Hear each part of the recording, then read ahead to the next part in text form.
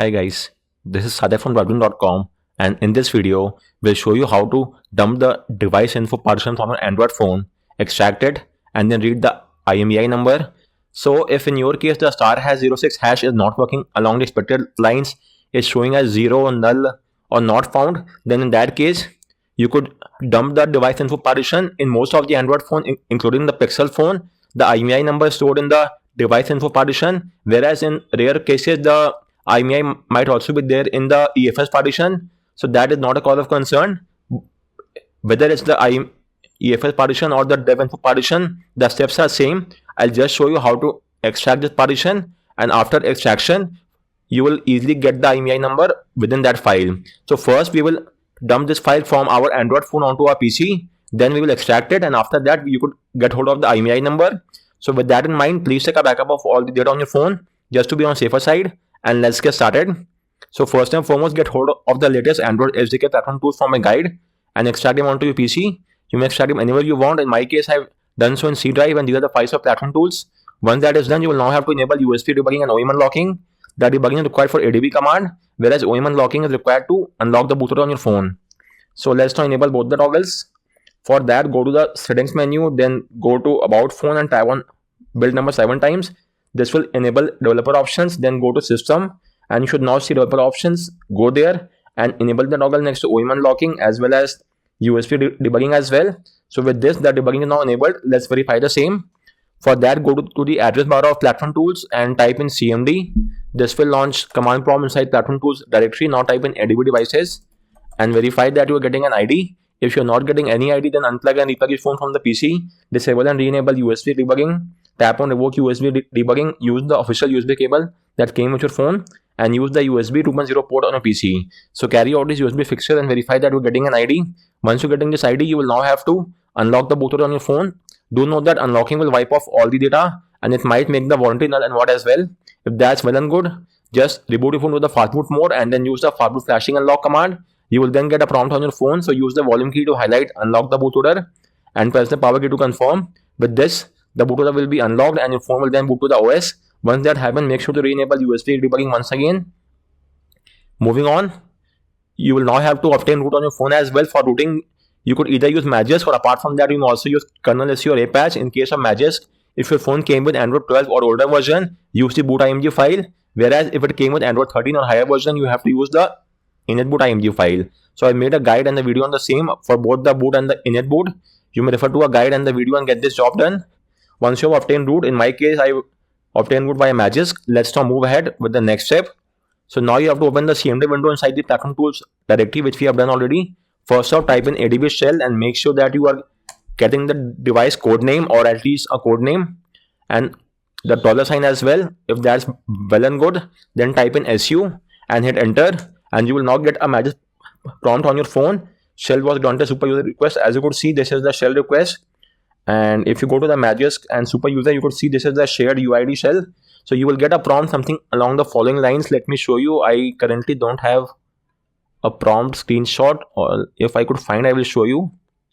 So currently, okay, so this is the screenshot, something like this. You get a prompt for the ADB shell. Make sure to tap on grant, and once that is done, type in this command and it will list out all the directories on your phone. So from here, you have to get hold of the dev info directory. So in my case, the dev info directory is, let me see, is this one. So you just have to copy the address of the dev info. In my case, the address is SDD1. This might be different for you.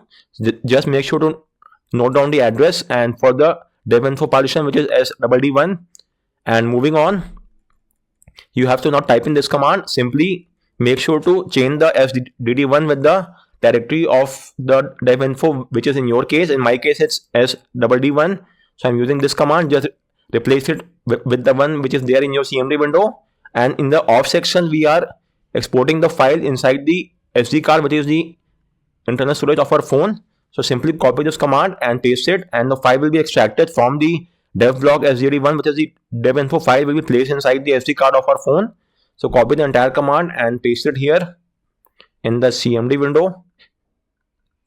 Just give me a second. I guess the command is not copied. Let me copy it once again and now paste it here. Hit enter, and the file is now extracted from the devinfo SDD1 directory and placed inside the SD card of our phone, which is the internal storage of our phone. Let's have a look at that as well. So this is my phone, and this is the devinfo file which I've just got. It's an img file. So copy the file and transfer it inside your PC.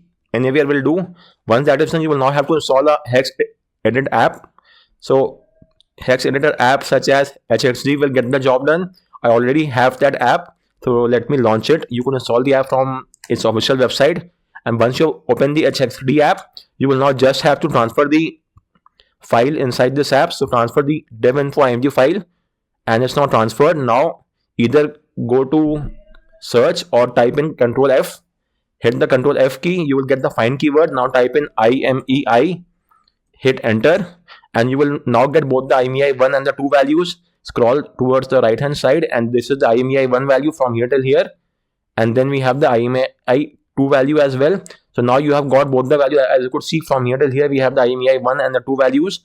This is the IMEI 1 code name, and after that we have the value for that. Then we have the IMEI 2 code name, and this is the value for that. So with this we have got the values. You could also keep a track of the value from here as well. So guys, this was all from this video on how you could dump the devinfo partition, extract the IMEI number from there. So as I've told you, if in your case the devinfo value is all blank, then you will have to extract the EFS partition. In some cases the IMEI might be in the EFS.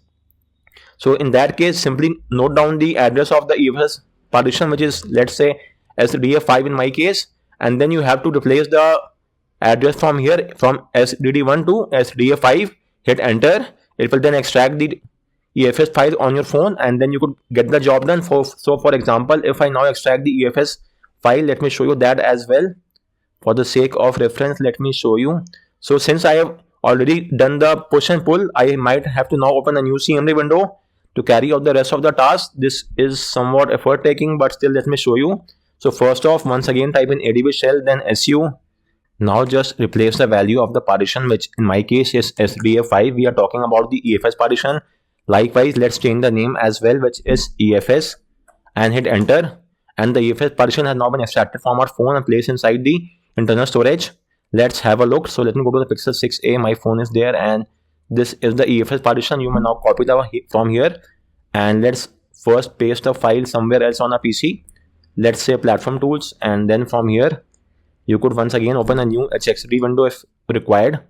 So let's go to file, new, and from here you may drag and drop the file, and in your case you will then get the IMEI value over here. In my case the EFS is showing as blank because the IMEI number is there in the devinfo file. But if in your case the IMEI is not in the devinfo file, then you will get the IMEI in the EFS file. Either of the two will get the job done, and that's just about it. With that in mind, if you still have any queries with regard to any of the steps, do let me know in the comment section, and thanks a lot for watching.